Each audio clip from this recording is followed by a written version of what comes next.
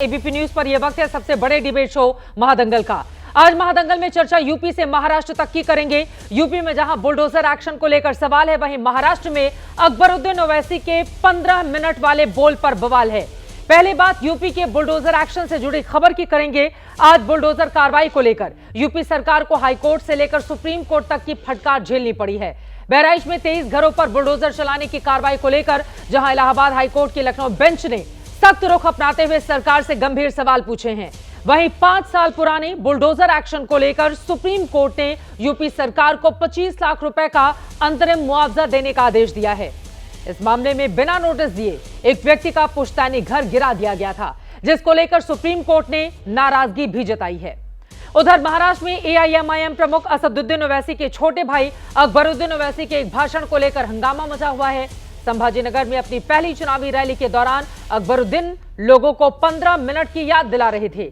ये वही अकबरुद्दीन ओवैसी हैं जिन्होंने 12 साल पहले 15 मिनट का जिक्र करके भड़काऊ भाषण दिया था, लेकिन लगता है कि कोर्ट से बरी होने के बाद अब वो फिर से उसी राह पर चलना चाहते हैं। इसीलिए बुलडोजर से लेकर 15 मिनट वाले भाषण तक आज कई सवाल हैं जो हम पूछने वाले हैं। क्या बुलडोजर चलाने की तैयारी पर कानून भारी हुआ साबित? क्या बुलडोजर चलाना अब आसान नहीं रहा? सवाल यह भी, क्या अकबरुद्दीन ओवैसी अपने भाषण से नफरत फैला रहे हैं, हिंदुओं को धमका रहे हैं? बहस की शुरुआत से पहले महादंगल की यह रिपोर्ट देखिए।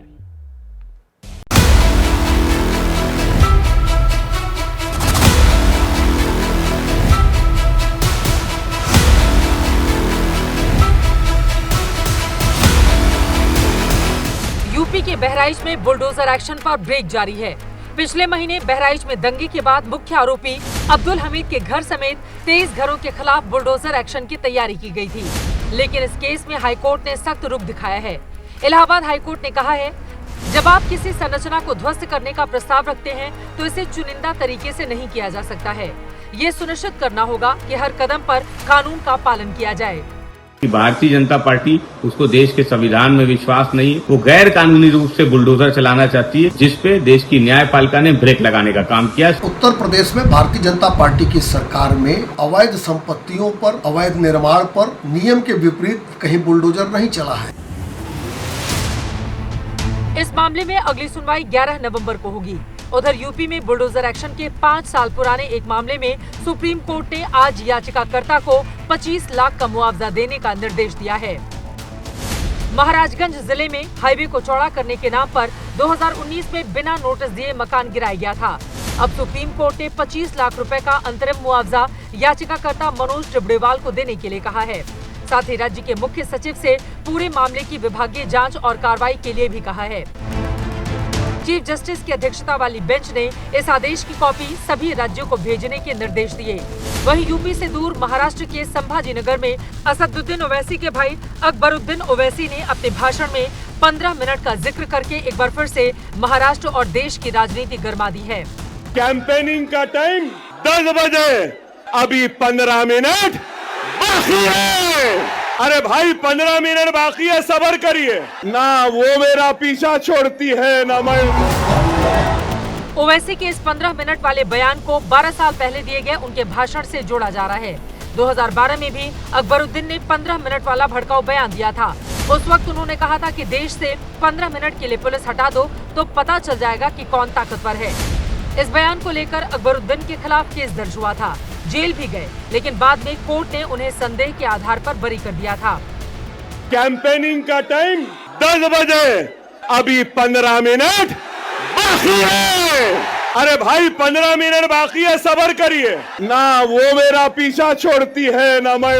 अकबरुद्दीन ओवैसी के 15 मिनट वाले बयान पर बीजेपी के साथ ही साथ महाविकास अघाड़ी की पार्टियां भी हमलावर हैं।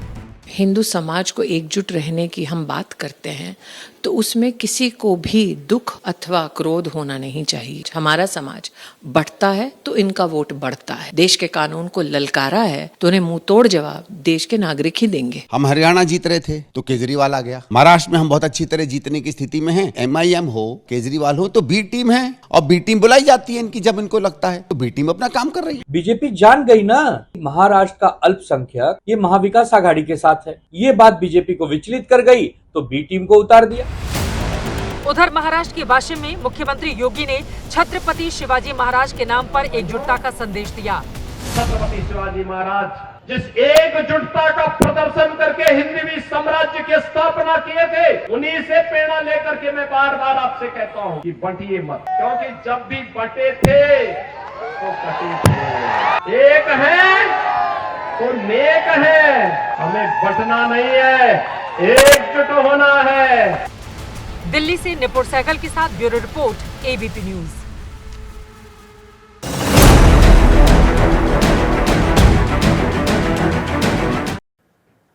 तो यूपी से लेकर महाराष्ट्र तक बवाल हैं, सवाल ही सवाल हैं। कई आज के मुद्दे हैं जिसको लेकर बड़ी चर्चा हम करने वाले हैं। खास मेहमानों की मौजूदगी है, उनका परिचय आपसे करवा देती हूं। अजय आलोक जी, राष्ट्रीय प्रवक्ता भारतीय जनता पार्टी के हमारे साथ जुड़ चुके हैं। आशुतोष वर्मा जी, प्रवक्ता समाजवादी पार्टी के हमारे साथ मौजूद हैं। हमारे साथ इस वक्त कृष्णा हेगड़े जी, प्रवक्ता है शिवसेना शिंदे गुट के, हमारे साथ जुड़ चुके हैं। रत्नाकर त्रिपाठी, राजनीतिक विश्लेषक, कुछ देर में आपको दिखेंगे टीवी स्क्रीन पर। शोएब जमाई, अध्यक्ष AIMIM दिल्ली के, हमारे साथ मौजूद रहेंगे। और साथ ही मलूक नागर साहब, महासचिव RLD के भी हमारे साथ मौजूद रहेंगे। अजय आलोक जी, सबसे पहले आपसे शुरुआत करते हुए, अब तो सुप्रीम कोर्ट ने सीधे कह दिया है कि बुलडोजर एक्शन अराजक है और हाईकोर्ट की ओर से कहा गया है कि चुनिंदा तरीके से आप एक्शन नहीं ले सकते। यूपी सरकार को, बीजेपी सरकार को बड़ा झटका है ये। अजय आलोक जी, क्या बोलेंगे इस पर? चित्रा जी, आप जब सरकार चलाते हैं तो आपके हर तरीकों से, आपके हर बात से न्यायालय सहमत नहीं होती है। इसको बड़ा झटका नहीं माना जाता है, इसको दिशा दिखाने वाला कदम माना जाता है। यूपी जैसे बड़े राज्य, जिसको मिनी इंडिया भी कहते हैं, 80 जिलों का राज्य है, वहाँ पे कुछ अधिकारियों की गलती से अगर किसी निर्दोष का घर मान लीजिए अगर ढा दिया गया है तो निश्चित तौर पे इसकी जिम्मेदारी सरकार की है, और वही चीज़ पिटीशन के थ्रू कहा गया। आप देखिए यहाँ पे सबसे बड़ा कैच पॉइंट क्या है। जिसने पिटीशन दिया था कोर्ट में, सुप्रीम कोर्ट में, पहले हाई कोर्ट में, उनका नाम था आकाश जी बर्नवाल, जहाँ तक मैं भूल रहा हूँ। हमारे विरुद्ध प्रचार क्या चलाया गया कि बुलडोजर एक्शन किसके खिलाफ किया जाता है? एक वर्ग विशेष के खिलाफ। हमारे खिलाफ पिटीशन पे सुप्रीम कोर्ट की टिप्पणी किसकी थी? एक हिंदू, आकाश वर्ग की। तो ये एक अधिकारियों के द्वारा अगर 1-2 जगह 4 जगह गलती हो जाए तो पूरे के पूरे बुलडोजर एक्शन को आप गलत नहीं साबित कर सकते हैं। सुप्रीम कोर्ट ने साथ साथ ये भी कहा है कि अगर एनक्रोचमेंट हो, सड़क की सीमा हो, हर कुछ ठीक हो तय कानून के तहत, आप बिल्कुल बुलडोजर एक्शन ले सकते हैं, इसमें कोई शक नहीं है। हम मानते हैं कि 1-2 जगह गलती हुई है, उसमें कॉम्पनसेशन देने का 25 लाख रुपये तुरंत मुआवजा देने का आदेश दिया गया। और कहा गया, बहराइच में भी कहा गया यही चीज़ कि आप बिल्कुल सिर्फ नोटिस देके, बिल्कुल नोटिस देके कानून के तहत जो कार्रवाई करना है करिए, उसमें कोई दिक्कत नहीं है। जब भी इस तरह की बात आती है अजय आलोक जी, और सरकार अधिकारियों की पीठ थपथपाती है, तो अधिकारियों में होड़ मच जाती है कि बुलडोजर की कार्रवाई कौन कितना ज्यादा करता है। सुप्रीम कोर्ट की बातों को उत्तर प्रदेश के तमाम अधिकारियों को भी गौर से सुनना चाहिए, जो बुलडोजर लेकर हमेशा तैयार रहते हैं। सुप्रीम कोर्ट ने अपने आदेश में कहा है कि इस मामले में जांच की जरूरत है, यह पूरी तरह से मनमानी है, उचित प्रक्रिया का पालन यहां पर कहां किया गया। आप समझ रहे हैं कोर्ट की टिप्पणी का मतलब अजय आलोक जी? निश्चित तौर पर बिल्कुल सुप्रीम कोर्ट ने हमारे चीफ सेक्रेटरी को बाकायदा ये आदेश दिया है कि उक्त टीम में जो भी कॉन्ट्रैक्टर थे, जो भी इंजीनियर थे, जो भी अधिकारी इन्वॉल्व थे, उन सब के खिलाफ विभागीय कार्रवाई की जाए, और ये सुनिश्चित हो चुका है, विभागीय कार्रवाई होगी बिल्कुल। भाई मैं ये कह रहा हूँ कि 2-4-5% अगर गलत कार्रवाई अगर हुई है, उसके कारण 95% सही कार्रवाई जो हुई है उसको हम गलत साबित करने पे क्यों लगे हुए? मेरे कहने का, मैं मानता हूं कि गलती है, और सुप्रीम कोर्ट हमेशा दिशा दिखाने का काम करता है, और हम अक्षरशः सुप्रीम कोर्ट के आदेश का पालन करने जा रहे हैं। लेकिन आप ये सोचिए कि पिछले 75 साल में ऐसे इलीगल एनक्रोचमेंट खड़े कैसे हो गए? अरबों खरबों की संपत्ति खड़ी कैसे हो गई जिसके सरकार ने सीज किया है? तमाम माफियाओं की संपत्ति, तमाम सरकारी संपत्ति को सीज करके, सार्वजनिक जगहों को सीज करके कैसे खड़ी करने दी गई, ये प्रश्न नहीं उठता है। हम तो ठीक करने की व्यवस्था में पढ़ रहे हैं, तो स्वाभाविक है हमसे गलतियां होंगी तो हम सुधार करेंगे ना। आशुतोष वर्मा जी वो कह रहे हैं कि जो पुरानी गलतियां हुई हैं उसको सुधार करने की कोशिश में लगातार बीजेपी की सरकार लगी हुई है, और यहां पर जब बार बार ये कहा जाता है कि चुनिंदा टारगेट्स पर ही बुलडोजर की कार्रवाई होती है, जैसा कि हाईकोर्ट की ओर से भी टिप्पणी की गई, लेकिन जो सुप्रीम कोर्ट में, चूंकि ये दोनों 2 अलग अलग मामले हैं, सुप्रीम कोर्ट वाले मामले में तो एक हिंदू पक्षकार ही है आशुतोष वर्मा जी, तो इसको लेकर फिर आलोचना। चित्रा जी, भारतीय जनता पार्टी के प्रवक्ताओं को पढ़ना चाहिए और समझना चाहिए कि वो क्या बोल रहे हैं। 1-2% चुनिंदा घरों की बात इस देश की बहुत बड़ी पत्रिका में एक बहुत बड़े लेखक ने लिखा था, जुलाई की बात है, मैं क्योंकि 3 महीने पुरानी की बात है। उसने कहा कि उत्तर प्रदेश में पिछले 2 सालों में 1,56,000 घरों को बुलडोज किया गया है, जिसके रहते हुए 7,38,000 लोग बेघर हुए। ये चुनिंदा लोग नहीं है, ये उत्तर प्रदेश के रहने वाले लोग हैं जिनके साथ ये किया गया। और ये सुप्रीम कोर्ट की टिप्पणी या हाई कोर्ट की टिप्पणी बेमानी नहीं है। सुप्रीम कोर्ट ने बड़ी तल्ख लहजे में कहा था और अक्टूबर में भी कहा था कि अगर आप हमारी बात नहीं मानेंगे तो हम अपने हिसाब से आपके ऊपर कंटेम्प्ट करेंगे, और आज किया। 25 लाख का मुआवजा दिया ये भारतीय जनता पार्टी। और कहीं ना कहीं योगी आदित्यनाथ की सरकार के ऊपर तमाचा है कि जिस प्रकार से सत्ता संरक्षित अफसरशाही बेलगाम हो गई है और अपने सत्ताधीशों को खुश करने के लिए वो एक जाति विशेष पर टारगेट कर रहे हैं जिसमें मुसलमान सबसे ज्यादा आते। ये इस पे एक टिप्पणी पहले भी की जा चुकी है। आपका याद होगा जब नूह के बाद वहां पे बुलडोजर चला था तो लगभग 250 से ज्यादा घर इमारतें तोड़ी गई थी। तो वहां पे जस्टिस एलावादिया और जस्टिस हरप्रीत कौर ने कहा था ये नस्ली हिंसा है, it's a genocide type of work. और आज फिर वही बात बताई जा रही है। आप करना क्या चाहते हैं? आप क्या संविधान को किनारे करके आप बुलडोजर से एक्शन ले रहे हैं? ऐसे तमाम ऐसे केसेस हैं, एक रिट नहीं, तमाम ऐसे बुलडोजर न्याय का जो सिद्धांत लेकर चल रही है सरकार, उसको कोर्ट भी खारिज कर रहा है और विरोधी दलों की जो सवाल है, अजय आलोक जी इस पर जवाब दीजिए आप। नहीं, इसमें उन्होंने कहा कि अधिकारी बेलगाम हो चुके हैं कि अगर आपसी होड़ मच गई है बुलडोजर लेकर आगे 90% केसेस में चित्रा जी ट्रायल शुरू नहीं हुआ है और घर गिरा दिए गए हैं। ठीक है, जवाब ले लेती हूँ, बोलिए। ये कहाँ का संविधान है, ये कहाँ की नीति है? आप किस रास्ते में बोलिए अजय आलोक। सबसे पहली बात, सबसे पहले धर्म विशेष बोला और अब जाति विशेष पे आ गए। पिटीशन किसने फाइल की? मनोज तिब्रीवाल, आकाश। किस जाति का है, किस धर्म का है, मुझे बताने की जरूरत नहीं है। तो इसलिए धर्म और जाति का कार्ड खेलना बंद कर दीजिए। और सपाई, खासकर यूपी में सपाई और बिहार में आरजेडी, संविधान की आड़ लेके आतताइयों को और अराजक लोगों को संरक्षण और प्रशिक्षण और आगे बढ़ाने का काम करना बंद कर दीजिए। ये बंद कर दीजिए। आप लोग का जो संरक्षण होता है ना, इस संरक्षण के कारण ही ये लोग फफूंदी की तरह उगे। मैंने पहले ही कहा कि जब गेहूं पिसता है तो धुन भी आ जाता है, ठीक है ना। उसकी गलती है, वो सरकार ठीक कर लेगी। लेकिन कुछ लोगों के चक्कर में 95%, 96% जो गलत अतिक्रमण हुआ था उस पे बुलडोजर की कार्रवाई को गलत आप साबित नहीं कर सकते धर्म और जाति का नाम लेके। और संविधान की क्या आप बात करते हैं आशुतोष जी? आप तो शायद उस वक्त सपा में नहीं होइएगा।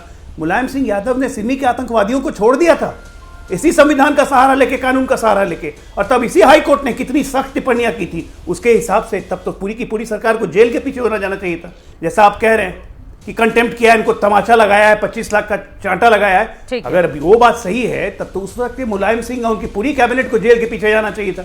इसलिए संविधान की आड़ लेके आतंकियों को, आतताइयों को, अतिक्रमणकारियों को शरण देना, संरक्षण देना बंद कीजिए। आपका ये खेल सब कुछ बोला है कि अगर किसी चीज का पब्लिक विरोध होता है, एक मिनट, आपका पब्लिक विरोध अगर किसी चीज, सुनिए, जनता विरोध अगर करती है ना तो जनता सड़कों पे आ जाती है, जैसे आपके खिलाफ सड़कों पे उतरी थी। नहीं, मुआवजा देना पड़ेगा। अधिकारियों से गलती हुई है, हम कहाँ कह रहे हैं, उन अधिकारियों पर हम कार्रवाई भी करेंगे। सरकार का काम क्या होता है कि सरकार अगर गलत करे, सरकार के अधिकारियों से कुछ गलत हो तो सरकार उसको ठीक करे। आपकी तरह नहीं कि गलत अधिकारियों के भी पीठ पे हाथ देके उनको प्रोत्साहित करते रहोगे। हाँ, बहुत अच्छा काम हो रहा है। प्रदेश के सारे थानों में से 90% देखी जाति विशेष की बहाली कर दो। बोलो, हाँ, बहुत अच्छा काम हो रहा है। सुप्रीम कोर्ट ने कहा क्या है? ये बिना पढ़े लिखे मेरे पास गए हैं और सुप्रीम कोर्ट मेरे पास पूरे सुप्रीम कोर्ट की टिप्पणियां हैं, एबीपी न्यूज़ पे चलाया पूरी की पूरी और खुद से पता चल जाएगा पूरी टिप्पणियां हैं मेरे पास। सरकार कितनी संवैधानिक काम कर रही है और तब आप बहस कीजिए। कोर्ट की आड़ में आप डिफेंड तब कीजिए, मुझे मत बताइए। आप सुप्रीम कोर्ट को बताइए जाके, मानसिकता का प्रदर्शन मत कीजिए। ठीक है, चले आगे बढ़ते हुए बाकी मेहमानों को भी मैं लेकर आना चाहूंगी। ठीक है, तू मैं की बहस में नहीं फंसेंगे, बाकी लोगों को भी लेकर आना चाहेंगे। लेकिन इस बात को भी समझना होगा कि खुद सरकार ने इनिशिएटिव लेते हुए या स्वतः संज्ञान लेते हुए यहां पर मुआवजे का ऐलान तो किया नहीं कि हमसे गलती हो गई। उस व्यक्ति को कोर्ट का दरवाजा खटखटाना पड़ा ये कहते हुए कि मेरे साथ गलत हुआ है, और 5 सालों के बाद आज वो दिन आया है जब उसको 25 लाख रुपए मुआवजा दिया जा रहा है। मलूक नागर साहब, अब आपसे मेरा ये सवाल है। सवाल यह है कि ये जो टिप्पणी आज कोर्ट की ओर से की गई है, सरकार के लिए इसमें क्या क्या सबक छिपे हुए हैं? क्योंकि लोकसभा चुनाव के रिजल्ट के बाद भी हमने देखा था कि एनडीए गठबंधन में एक अलग तरह की स्थिति पैदा हो गई थी बुलडोजर को लेकर। एनडीए के कई सहयोगियों ने बुलडोजर एक्शन को लेकर ही सवाल खड़े किए थे। तो अभी कोर्ट की ये जो टिप्पणी है, क्या सबक है आप लोगों के लिए? देखिए चित्रा जी, ये देश संविधान के अनुसार चला है और चलता रहेगा, और जो भी कहीं भी जरा सी भी इधर या उधर जाएंगे तो एक दूसरे की शक्तियाँ आपस में कहीं ना कहीं जाके न्याय की तरफ लेकर के जाएंगी। जहाँ तक बुलडोजर के चलने का बात है, हम पहले भी इस पक्षधर रहे हैं और आज भी हैं। अगर किसी की ज़मीन जो घर बना है और सरकारी ज़मीन पे कब्जे की पे बना है और गलत है तो उसके खिलाफ कार्रवाई होनी चाहिए। और अगर कोई अपराधी के माँ और बाप की ज़मीन और जगह है और उसको अपराध किसी ने किया और उसको नक्शा पास है और उसको डेमोलिश करते हैं तो गलत बात है, नहीं करना चाहिए। और अगर किसी की ज़मीन पे नक्शा पास करे बगैर किसी ने बिल्डिंग बना दी तो उसको भी उसको कार्रवाई होनी चाहिए। तो अखिलेश लेकिन यादव अगर इस किसी सवाल का पर नक्शा पूछते हैं कि पास सीएम है, आवास का नक्शा कहाँ है, का अपनी दिखाइए। उधर वो राज्यपाल के हाउस के बाहर कुछ निर्माण हो रहे थे, उसको लेकर मेरे ही इंटरव्यू में उनकी ओर से कहा गया था कि उसका नक्शा है, कहाँ दिखाइए। वो कह रहे हैं कि अगर नक्शे के आधार पर बुलडोजर चलता रहा तो आधे से ज्यादा लखनऊ की स्थिति क्या रहेगी, ये बताने की जरूरत नहीं है नागर साहब। चित्रा जी पूरी बात खत्म करने दो प्लीज, बहुत महत्वपूर्ण बात है और मैं सब उपयुक्त हूं इसका जवाब देने का, क्योंकि देश के लिए कानून बनाया है। कानून का लागू कैसे होगा, न्यायपालिका, कार्यपालिका, विधिपालिका में कहां कहां क्या क्या कैसे होना चाहिए, बढ़िया एक्सप्लेन कर सकता हूं। अगर किसी का नक्शा पास है और किसी के बच्चे ने कोई अपराध करा है और वो उसकी मलकियत नहीं है तो उस पर बुलडोजर नहीं चलना चाहिए। और पिछले दिनों जब ये केस माननीय सुप्रीम कोर्ट में गया तो माननीय सुप्रीम कोर्ट ने भी काफ़ी तारीफ की कि ज़्यादातर केस उसमें ज़्यादा 90+% केस ऐसे थे जिनमें कानूनी प्रक्रिया अपना करके और उसको एक्शन लिया गया था। और अगर कुछ चीज़ ऐसी हुई हैं कि जो कानूनी रूप से डेमोलिशन नहीं होने चाहिए थे और डेमोलिशन कर दी है, उनके खिलाफ सरकार संज्ञान लेके कार्रवाई करेगी। और इस देश को बाबा अंबेडकर साहब ने, चौधरी चरण सिंह जी की विचारधारा के लोग, इस देश में किसी के भी खिलाफ अन्याय नहीं होना चाहिए। हम इसके पक्षधर रहे हैं। त्रिपाठी जी, अब एनडीए के सहयोगी कह रहे हैं कि सरकार अन्याय नहीं करती है, जहां गलत होता है अगर वहां पर तो कार्रवाई की जाएगी। अगर अवैध कब्जा है, बाकी चीजें हैं, वहां तो कार्रवाई की जाएगी, जिसका जिक्र कर रहे हैं मलूक नागर जी। चित्रा जी, बस आपसे यह अनुरोध है कि मुझे बोल लेने दीजिएगा, अगर कुछ भी आपत्ति हो बाद में बोलिएगा। कितना पर्दा डालेंगे? 1 अक्टूबर 2024 को सुप्रीम कोर्ट ने कहा कि अगर कोई सजा याफ्ता भी है, कन्विक्टेड भी है, तब भी आप उसका घर नहीं गिरा सकते। अजय आलो जी तो ऐसे बता रहे हैं अधिकारी का ही गिरा दिए। अरे मान्यवर, मनोज टिबड़ेवाल ने 2019 से पिटीशन फाइल की थी, और क्या फाइल की थी कि जब सड़क बनने में भ्रष्टाचार हो रहा था, मैंने इसकी खबर न्यूज़पेपर्स को दी तो मेरा घर आके गिरा दिया गया। सुप्रीम कोर्ट ने टिप्पणी क्या की, आपके पास है ना, पढ़ लीजिए। The petitioner states that the demolition was only because the petitioner has flagged irregularities in road construction in newspaper report. Such action by the state cannot be countenanced, and when dealing with private property, law has to be followed. और उसके बाद supreme court ने क्या कहा है? आपने कहा आपको एडजर्नमेंट दीजिए, सुप्रीम कोर्ट कहा नहीं, कोई मौका नहीं देंगे, सारी चीजें आप फाइल कर चुके हैं, दलील हो चुकी है, डिसीजन देंगे। आपने फिर कहा, फिर मना किया। उसके बाद क्या किया सुप्रीम कोर्ट ने लिख के दिया है आपको कि ये this will include disciplinary action against all the officers who were involved in not only demolishing the house of the petitioner but also others, और लोगों के भी who met the same fate in the area। उस जगह पे और भी मकान गिरे हैं, उनके भी क्रिमिनल प्रोसीडिंग के लिए कहा है। और आप भटके नहीं हैं, आपको फटकार और लताड़ लगाई है। आपको मनोज जे पारदीवाला और मिश्रा जी ने, जस्टिस ने कहा है कि सो रहे थे क्या इतने साल से आप किसी के घर में घुस जाएंगे, गिरा देंगे। और ये किस पे कहा गया है, काहे छुपाते हैं? राष्ट्रीय मानवाधिकार आयोग ने रिपोर्ट दी कि आप जो स्ट्रीट वाइडनिंग कर रहे थे ना, सो कॉल 3.7 मीटर, ठीक है, उससे भी कहीं अधिक तोड़ा आपने। हाँ। आपने 10 सेकंड चित्रा जी, और क्रिमिनल प्रोसीडिंग के लिए कहा है। और सुनिए 10 सेकंड चित्रा जी, उन्होंने आपको बताया है क्या आपको करना है, कानून सिखाया है। पहले नोटिस दीजिए, नोटिस का जवाब लीजिए, अगर ऑब्जेक्शन होता है तो फिर समय दीजिए, उसके बाद अगर आप उसका ऑब्जेक्शन रिजेक्ट करते हैं तो उसको टाइम दीजिए। और रजिस्ट्रार को कहा है कि इस ऑर्डर को सारे स्टेट में भेजा जाए ताकि इसका कंप्लायंस हो। अब इसके बाद आप बता रहे हैं मैं अभी कह दूं कि भाई मेरे घर के बाहर गलत बन रहा है, आप मेरा मकान गिरा दें, यही चीज है ना। जो पूरी प्रक्रिया होती है उसका पालन करना होगा सरकार को। ठीक तो है, क्यों आपने पद्म भूषण दे दिया? बोलिए अजय आलोक जी। रोज गाली देते हैं मुलायम सिंह को, पद्म भूषण क्या किसी और ने दिया है? चित्रा जी बोलिए अजय आलोक। चित्रा जी, सुनिए सुनिए त्रिपाठी जी, इतना ज्ञान सुन के मैं बिल्कुल भाव विभोर हो गया।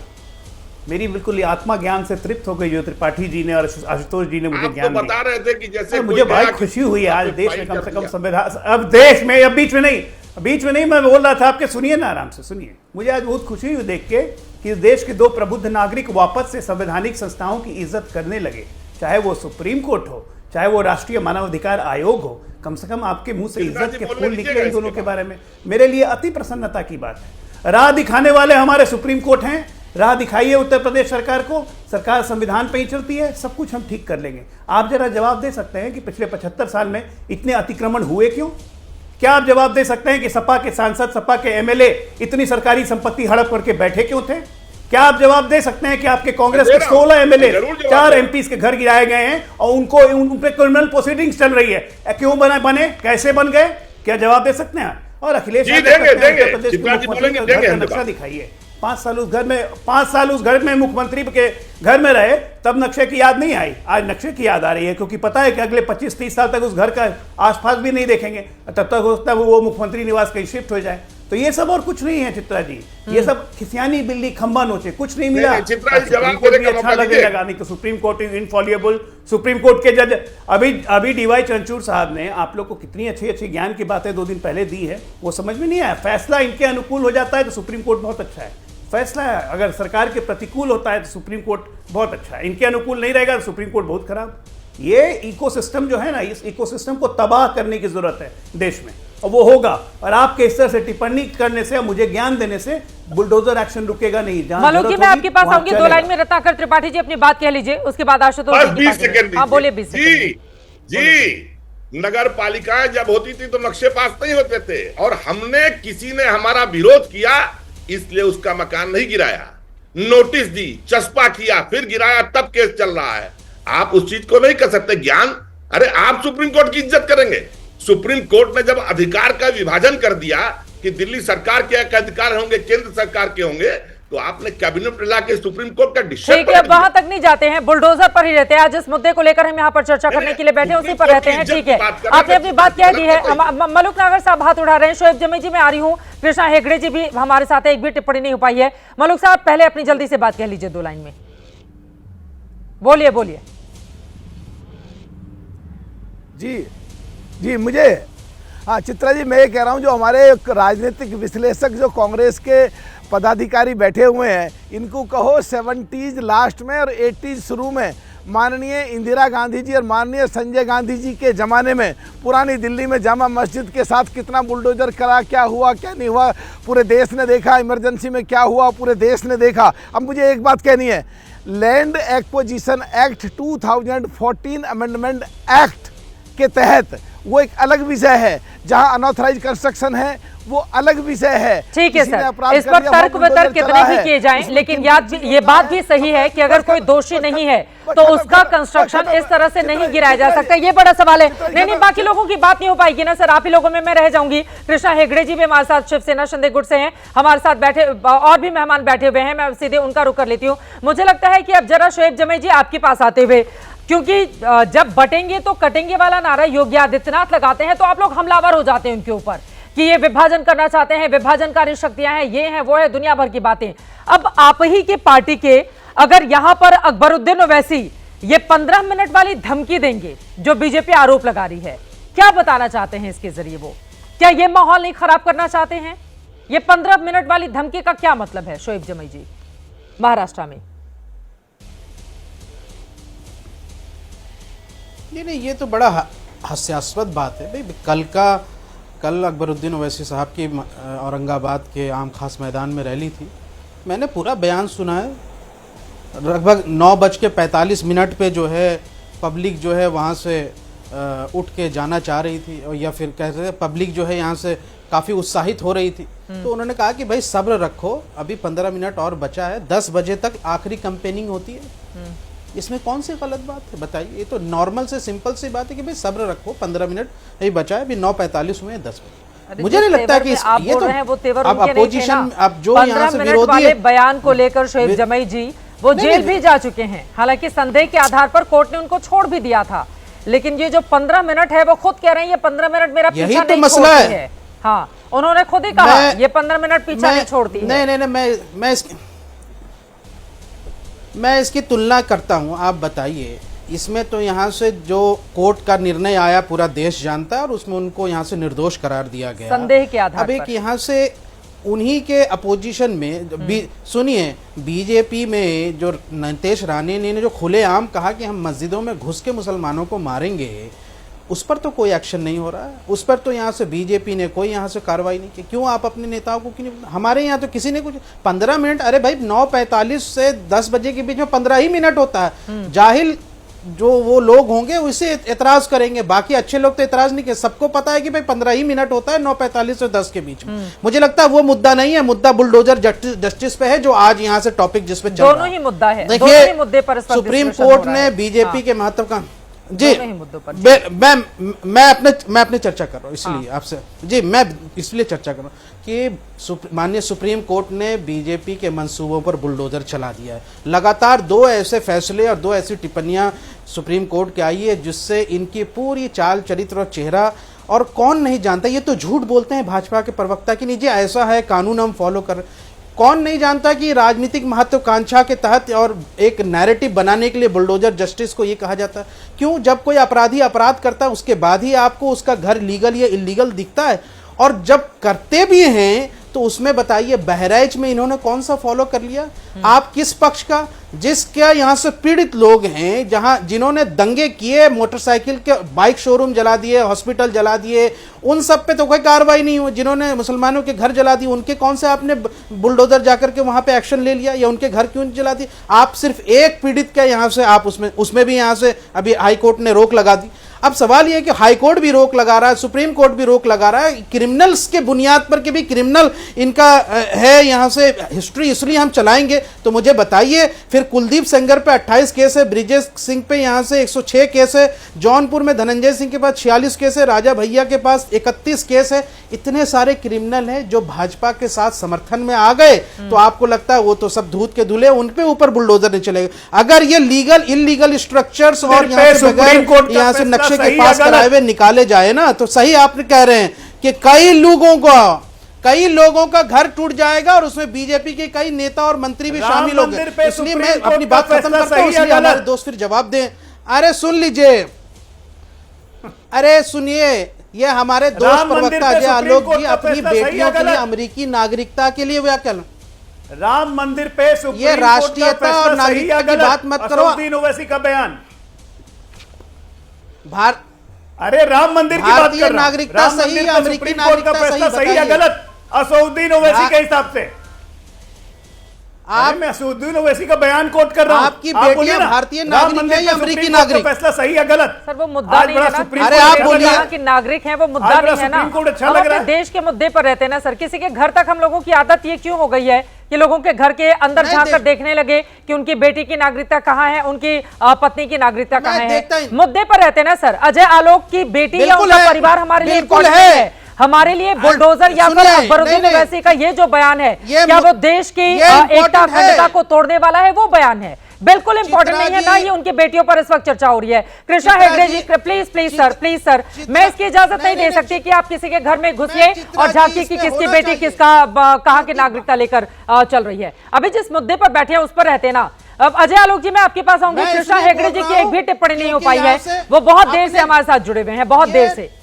बीजेपी के नेता चित्रा जी, चित्रा जी, ये बीजेपी के नेता अपने बच्चों को तो अमेरिका भेज देते हैं, नागरिकता वहां की दिला देते हैं, और यहाँ के अपने गरीब हिंदुओं को जो है दंगों में झोंक देते हैं। बहराइच में गोपाल मिश्रा जैसे लोगों को दंगों में झोंक देते हैं। मैं इसलिए इंगित कर रहा हूँ, ये इनका चाल है कि अजय आलोक जी, पहले आप जवाब दे दीजिए कृष्णा हेगड़े जी, इसके बाद में आ रही हूँ आपके पास। ठीक है, अजय आलोक जी, अजय आलोक जी प्लीज, अजय आलोक जी, अजय आलोक जी,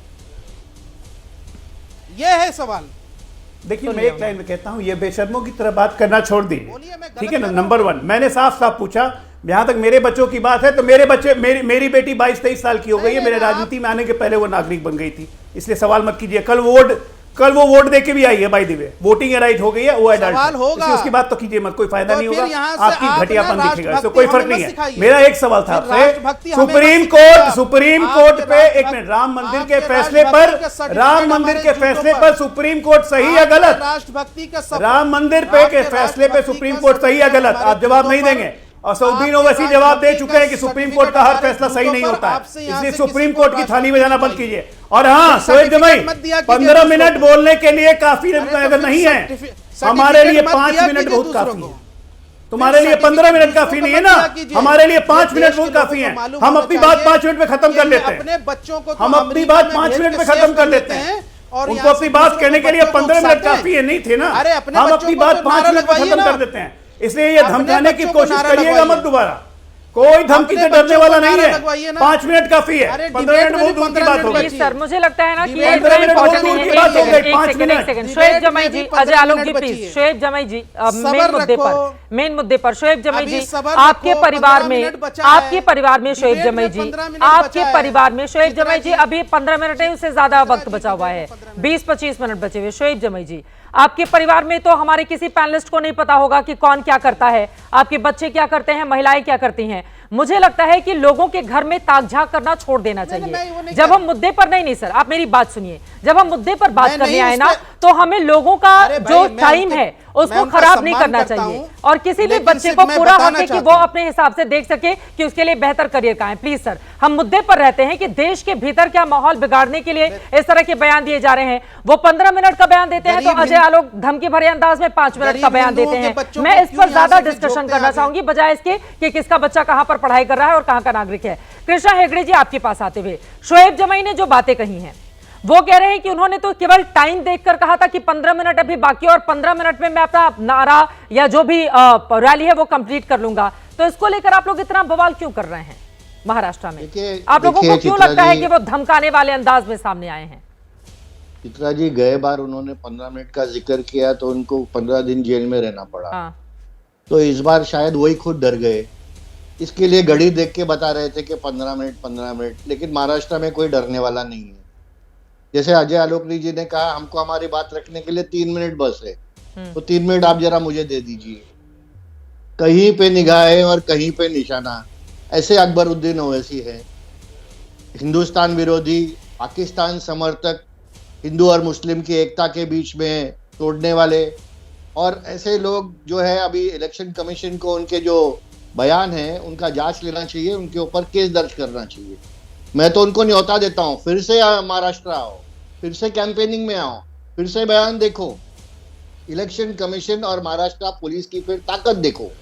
और जितना आप बोल रहे हैं ना 15 मिनट, तो हमारे पास भी सैकड़ों लोग हैं बोलने के लिए 5 मिनट। और तो फिर नीतीश राणे ने जो बोला ना उस पर मत आपत्ति उठाइए, और योगी जी ने जो कहा है या सम्मान्य प्रधानमंत्री जी ने कहा है या मोहन भागवत जी ने कहा है, एक है तो नेक है और बटेंगे तो कटेंगे, इन्हीं लोगों के लिए हम बोलते हैं। और मुझे लगता है कि देश की परंपरा है, इतिहास है सदियों सालों से, जब जब हिंदू राजा बटे हैं तब तक मुगलों ने या अंग्रेज ने हम पर राज किया है। तो बहुत जरूरी है हिंदुओं को एक साथ रहना, एकजुट रहना और एकता कायम करके रहना। कृष्णा हेगड़े साहब, लेकिन मेरा ये सवाल है कि जब आप लोग असदुद्दीन ओवैसी की पार्टी को न्योता देते हैं कि आप आइए महाराष्ट्र में इस तरह का बयान देकर देखिए, फिर हम देख लेंगे, हमारे पास पुलिस है, मुंबई पुलिस की ये ताकत है, तो सर जो उधर वाले हैं ना महाविकास अघाड़ी के लोग, वो कहते हैं कि बीजेपी की बी टीम बनकर काम कर रही है असदुद्दीन ओवैसी की पार्टी, और ये इस तरह के बयान देकर आप लोगों को फायदा, हिंदू मुसलमान करने का मौका मिल जाता है आप लोगों को हेगड़े साहब, इसीलिए बार बार इन्वाइट करते हैं आप लोग। देखिए, महाविकास आघाड़ी कुछ भी कहे हमको कुछ फर्क नहीं पड़ता, क्योंकि वो आने वाले नहीं है सरकार में, आने वाली तो महायुति है। और क्योंकि हमने काम किया है, और कौन किसका बी टीम है और कौन किसका सी टीम है सब जानते हैं। शरद पवार जी किसके लिए है, हमारे संजय राउत किसके लिए काम करते हैं, प्रवक्ता है उद्धव ठाकरे के, बोलते हैं राहुल गांधी के लिए, और समर्थन करते हैं फिर शरद पवार के लिए। तो उनको बी टीम बोलूं क्या सी टीम बोलूं? तो देखिए, हर जो पार्टी है वो अपने अपने दम पे यहाँ पर इलेक्शन लड़ रही है। गठबंधन में है ना, अब ओवैसी की पार्टी तो गठबंधन में है नहीं किसी के साथ, वो लोग तो गठबंधन में है। देखिए, वो ओवैसी को अगर अलग लड़ना है, समाजवादी को अलग लड़ना है, या फिर दूसरे कोई कैंडिडेट को अलग लड़ना है, वो उनकी निजी मामला है। हम तो एमआईएम के साथ गठबंधन नहीं कर सकते। अगर उनको करना चाहिए था तो कांग्रेस के साथ करना चाहिए था, तो नहीं किया उन्होंने, ठीक है, वो उनका निजी मामला है। लेकिन यहाँ पर आके हमको धमकी देना बंद करिए, नहीं तो धमकी देना फिर हमारे लोगों को भी आता है, उसके ऊपर आप ये मत कीजिए। फिर शोएब जमे आप जवाब दे दीजिए। शोएब जमे और उसने ये कहा। ठीक है, जमे साहब बोलिए बोलिए बोलिए बोलिए। देखिए ये जो महाराष्ट्र के अंदर एमआईएम की लोकप्रियता बढ़ी है, और हमारे 2 विधायक ऑलरेडी हैं और हम 15-16 सीटों पर लड़ रहे हैं, ये लोकप्रियता और इतना बड़ा जन समर्थन जो मिल रहा है, इससे बौखलाहट तो होना लाजमी है। पिछली बार आपने देखा कि ये जो शिवसेना है, इनकी जो यहाँ से दो गुट है, उसने एक विड्रॉ कर लिया। उन्होंने कहा कि नहीं भाई, हिंदू वोट बट ना जाए, इसलिए जो है यहाँ से, अरे भाई आप हैदराबाद में लड़िए, मैं आपकी बात हैदराबाद में लड़िए। शिवसेना की जो, अरे भाई सुनिए ना थोड़ा सब्र रखिए। शिवसेना की जो 2 गुट है, उन्होंने औरंगाबाद में ये कहा कि भाई हम तो इनके खिलाफ नहीं लड़ेंगे, मैं विड्रॉ करता हूं क्योंकि हिंदू वोट बढ़ जाएगा और हमको इम्तियाज जलील को रोकना है। अब सोचिए, शिवसेना की 2 गुट मिल के कह रही कि हम एक साथ आ जाते हैं क्योंकि इम्तियाज जलील को रोकना। क्यों भाई? एक रैली इम्तियाज जलील ने की जिसमें लाखों का मजमा लेके बॉम्बे चले गए, तो आप में बौखलाहट पैदा हो गई और आप बर्दाश्त नहीं कर पा रहे हैं। मतलब कुछ भी अनाप शनाप कह रहे हैं। एक आदमी घड़ी देख के कह रहा है कि 45 हुआ है, 9:45, अब 10 बजने वाले, 15 मिनट सब्र करो। हमको फर्क भी नहीं पड़ता है, कम से कम 20 तारीख तक तो सब्र कर लो, देख लो यहाँ से कि क्या रिजल्ट आएंगे, क्या नतीजे आएंगे। 23 तारीख को पता चल जाएगा कि मजलिस में कितनी ताकत है और हम यहाँ से क्या कर सकते हैं। ये तो महायुति को भी पता चलेगा और महाविकास आघाड़ी को भी पता चलेगा, दोनों को पता चलेगा, क्योंकि हम उस नेगोशिएटिंग फैक्टर पर मौजूद हैं जहाँ पे आप देखिए कि सरकार। लेकिन ये धमकी भरे अंदाज से वोट मिलेंगे क्या? वोट तो मुद्दों पर आपने क्या कामकाज किए हैं या क्या आप काम करने वाले हैं, किस तरह के वादे कर रहे हैं, उससे वोट मिलेंगे ना। ये धमकी भरे अंदाज से वोट तो मिलेंगे नहीं। जरा अजय आलोक जी को भी दिखाइए, वो भी 5 मिनट वाला धमकी भरा अंदाज देकर सामने आ गए हैं। ठीक है, कृष्णा हेगड़े साहब जीती है, ठीक है चित्रा जी, हमारी पार्टी जीती है, इम्तियाज जलील वहां पर हारे हैं जी। तो पहले वो बोलिए, फिर इम्तियाज जलील के ताकत के बारे में बात। ठीक है, उनका फोन कट गया है।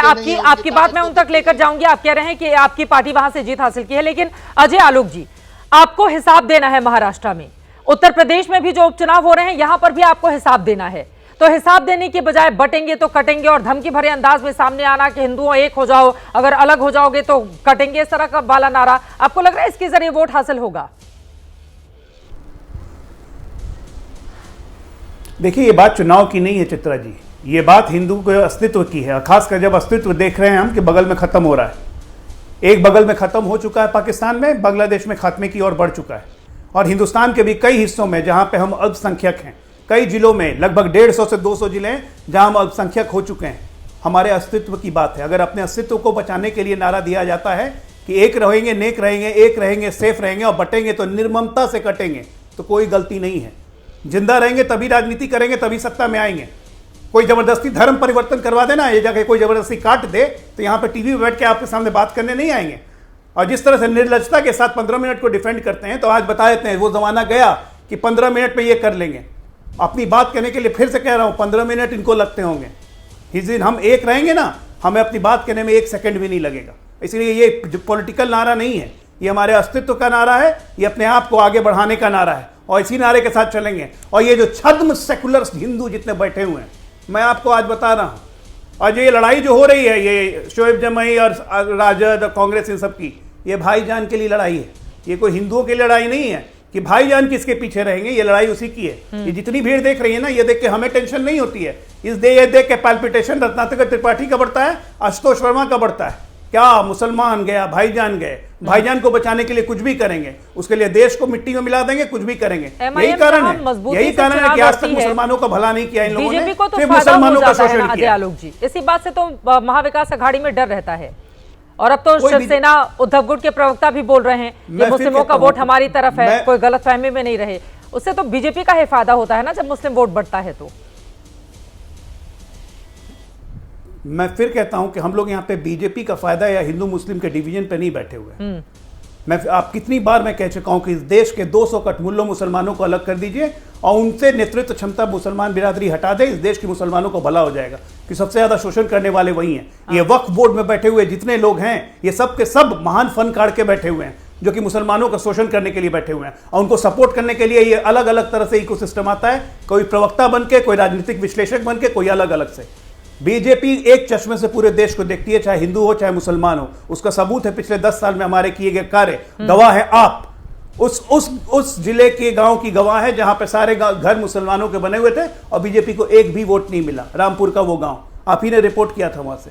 इसलिए हमारा नजर का चश्मा नहीं बदलता है, इनके देखने का नजरिया बदलता है। ये मुसलमान को अलग चश्मे से देखते हैं और हिंदू के लिए तो खैर अंधे हो जाते हैं। आशुतोष वर्मा जी, मैं फौरन आपके पास आऊंगी। शोएब जमे हाथ उठा रहे हैं। आशुतोष जी, मैं फौरन आ रही हूँ आपके पास। हाँ बोलिए शोएब जमे जी। जी हाँ बोलिए। मैं देखिए नजर का चश्मा तो बदलता है।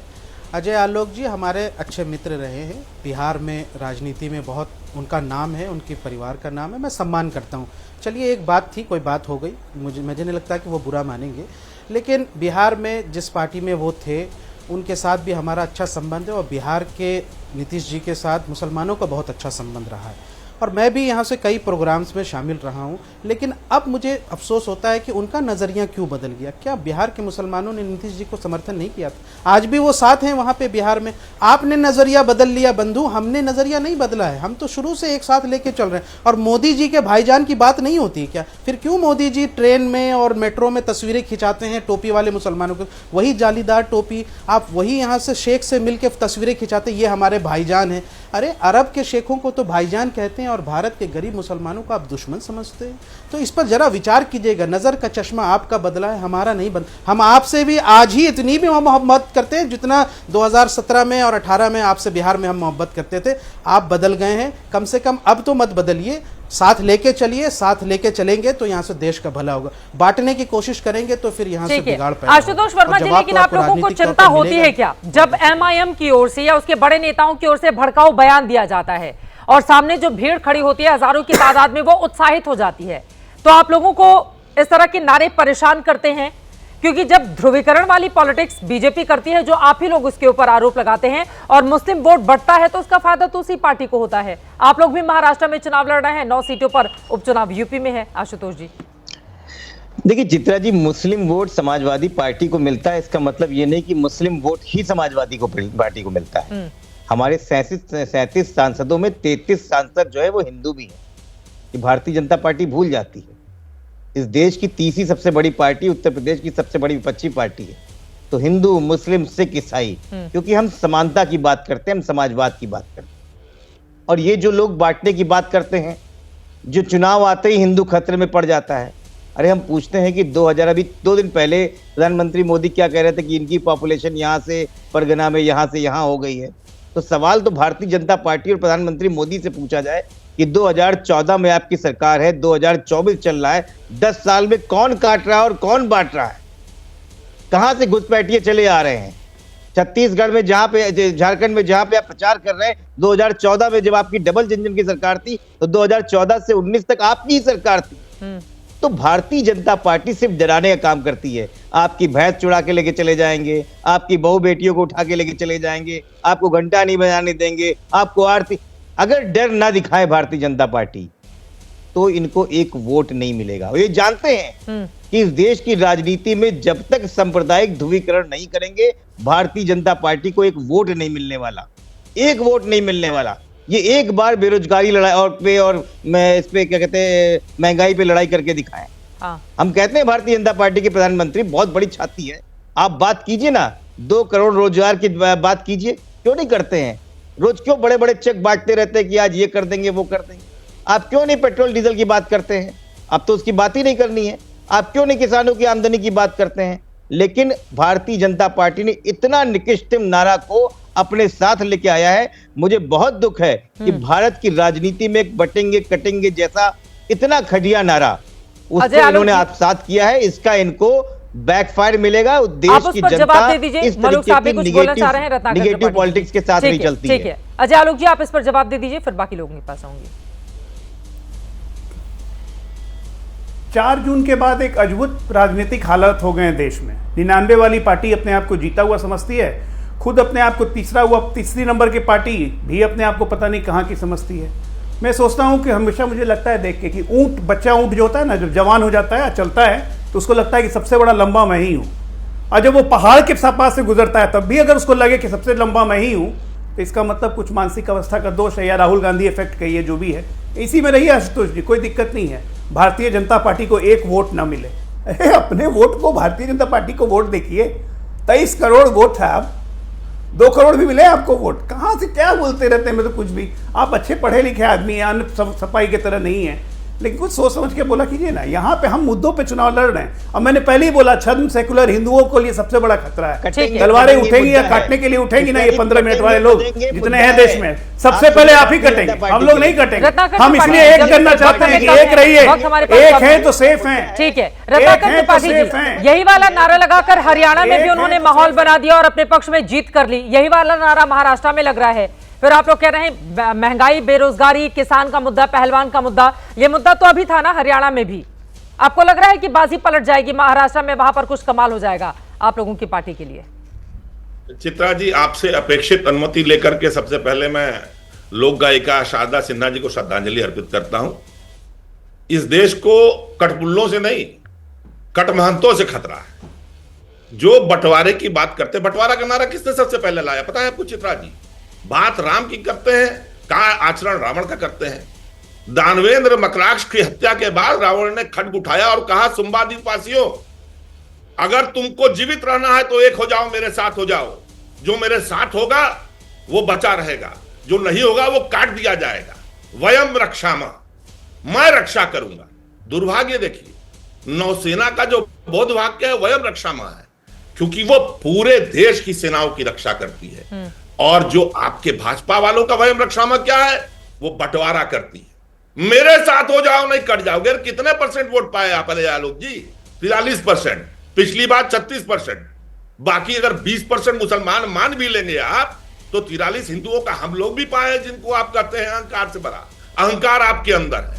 भारत का बंटवारा आरएसएस ने किया था, आपके साथ नहीं है तो आप काटेंगे, आप ही रक्षा करेंगे। नेहरू का नाम लेते, जिन्ना का नाम लेते हुए शर्म आती है।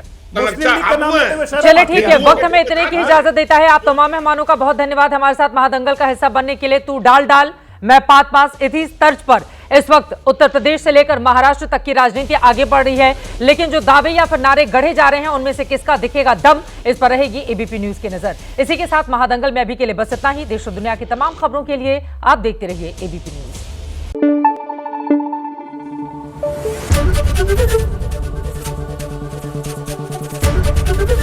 एबीपी न्यूज आपको रखे आगे।